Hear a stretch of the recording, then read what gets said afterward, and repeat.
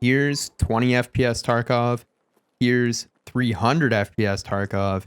And here is 999 FPS Tarkov. Before you go down below to subscribe and call me out that I'm lying to you, no, Tarkov isn't magically running at 999 real frames. We're using lossless scaling. Now this game is hard to run. Don't get me wrong. For some people, it literally runs like this.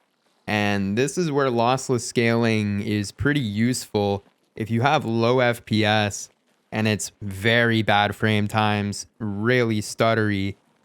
Lossless scaling might be a decent option to at least get you to 60 or 90 FPS or even just more consistent performance. Now, this also will not fix CPU bottlenecks. If Streets is already CPU capped and you're getting 20 FPS, kind of temper your expectations because it's not going to magically fix the game. All right, so this is inside the lossless scaling application, which I will highly recommend you get on the website and not through Steam, so you don't have to open up Steam every time you want to use it. These are my settings. I'm not going to get too into the weeds of what exactly everything does. This is what I'm using for today's testing. The target rate that I was just changing is the target FPS that we're going for. So depending on your base frame rate, like if your base frame rate's 40, if you change that target to 900, you're really pushing it and you're going to get some weird artifacting, which you'll see in the gameplay coming up. Now, in-game, in the top left corner, you'll see two metrics. The one on the left is our real FPS, and then beside it to the right is the frame-generated FPS through lossless scaling. Now, I will say this will impact your normal performance by quite a bit. So what I mean by that is the number on the left would regularly be a lot higher for me. Like interchange, you're going to see later in the video. I push like 200 FPS in certain areas, no frame generation, no DLSS. But with using lossless scaling, it's putting a lot more strain on my computer, which is kind of bringing down that base frame rate by quite a bit. So here, I just kind of want to show you guys, you can see the frame generation like in the menus and stuff. And when you're looking, some of the artifacting is kind of crazy. And honestly, it doesn't look that bad. Like the game doesn't look bad. It's really only noticeable if you look for shimmering in certain objects, which we'll see ahead, and also aiming down scopes. So as you can see, when I'm aiming down the scope, I don't know how well it shows in video, but when I go left and right here, it is abysmal. Like it literally feels like the reticle is disappearing and reappearing at like a frame a second. So it's pretty bad there.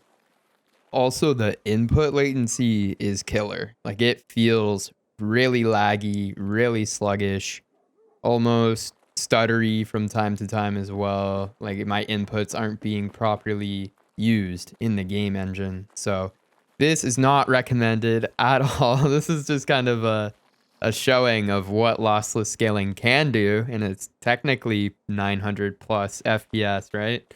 But yeah, kind of just for memes.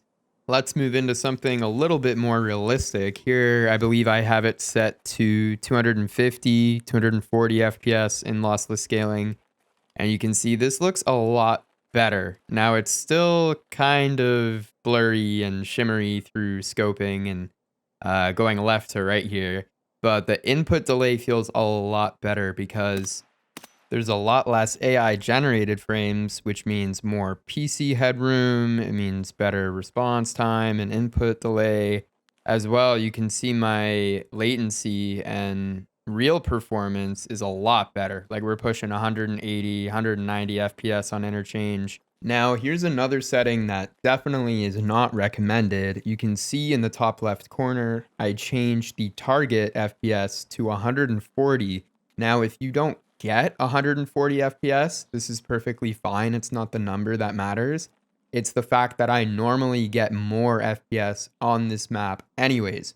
So here it felt very stuttery and it felt almost broken, kind of like a FPS cap, but even worse. It just felt like the delay was worse than 999 FPS, which is kind of crazy. And you can see when I put the FPS counter in the top right corner through the in-game one, we're getting over the frame rate that is the target. So yeah, bit of a weird one. Just thought I'd show you guys what it looks like. So now that we kind of understand a bit more about lossless scaling, or at least how the target rate works, we can basically say that, for instance, if you get 100 FPS in game, you wouldn't want to set it to like 1,000 because that's going to kind of break it. You also wouldn't want to set it to 80 because that is also going to introduce crazy input lag and not feel very good, kind of breaks it. You'd want to set it to something like 200 or 180. And that's where you'll get the best benefit from lossless scaling.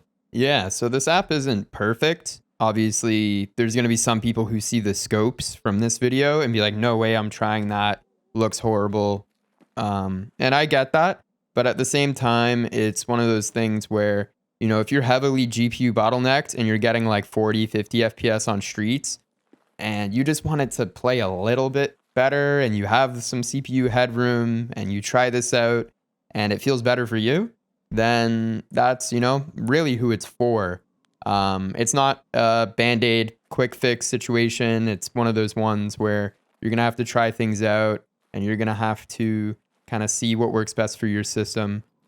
But I don't know. I think it's pretty cool. I think it's worth trying out, especially if your graphics card doesn't support Nvidia smooth motion or the AMD fluid frames, because those are probably going to be a better bet, as it's more likely to have less input latency and to work better with games and to work better with scopes and stuff.